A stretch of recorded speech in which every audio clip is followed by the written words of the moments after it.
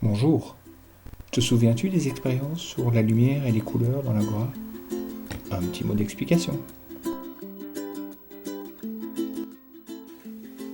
Avec toutes les couleurs. Du mauve et du orange,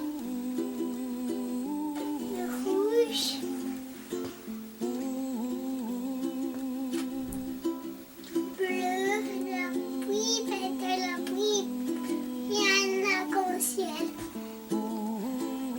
Il y a de la pluie et du soleil. Des couleurs mauve, rose, rouge, orange, bleu.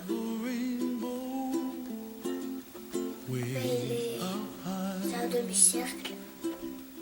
Au bout de l'arc-en-ciel, il y a un trésor. Mais ça, c'est une légende. Il n'y en a pas tout le temps. C'est dans le ciel. C'est un demi-cercle. Il y a 7 couleurs. Vert, orange, mauve, rose, bleu, jaune.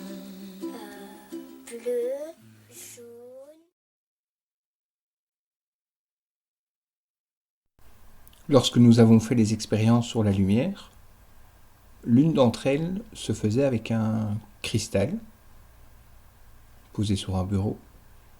Et il y avait aussi un phare, une source lumineuse, un rayon de lumière en quelque sorte. Lorsque le rayon de lumière traverse le cristal, toutes les couleurs qui composent le rayon sont séparées. Oui, la lumière blanche est composée de toutes les couleurs et on les voit apparaître dans l'arc-en-ciel lorsqu'elles sont séparées. J'ai pas compris. Tout commence par un rayon du soleil qui traverse l'espace, arrive dans l'atmosphère, puis entre dans la goutte d'eau. Lorsque le rayon arrive dans la goutte, il se comporte comme quand il traverse le cristal dans l'expérience. Et au fond de la goutte, il rebondit. Comme dans un miroir, oui, il est renvoyé. Regardez. Il est renvoyé, mais là il se passe quelque chose. Il est renvoyé à l'envers. Mais si, ça peut arriver. Tu t'es déjà regardé dans une cuillère à soupe? Regarde, l'image est à l'envers. Quand le rayon lumineux sort de la goutte, toutes les couleurs sont déviées. Mais chaque couleur dévie différemment. C'est pour ça qu'on voit apparaître rouge, orangé, jaune, vert, bleu, indigo, violet. Revoyons tout le phénomène. Le rayon de lumière blanche arrive, rentre dans la goutte, se sépare, rebondit, se retourne, ressort, en se séparant encore plus, en toutes ses couleurs. Comment se fait-il que nous voyons un arc-en-ciel? Je sais pas. L'arc-en-ciel est un phénomène naturel au cours duquel les couleurs de la lumière sont rendues visibles par les gouttes d'eau en suspension dans l'air. Pour voir un arc-en-ciel, il faut 2 conditions. La pluie doit être devant nous et le soleil derrière. Chaque couleur est renvoyée par les gouttes situées à des hauteurs différentes. Tu sais que les couleurs sont déviées différemment.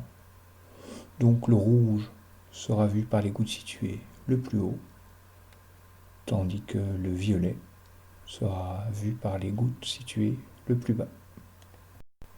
Les autres couleurs se situant entre le rouge et le violet. Ah, je comprends.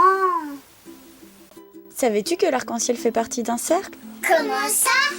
Pour pouvoir observer le phénomène en entier, il te suffit de prendre l'avion, ou d'être en haute altitude et de regarder la pluie tomber plus bas.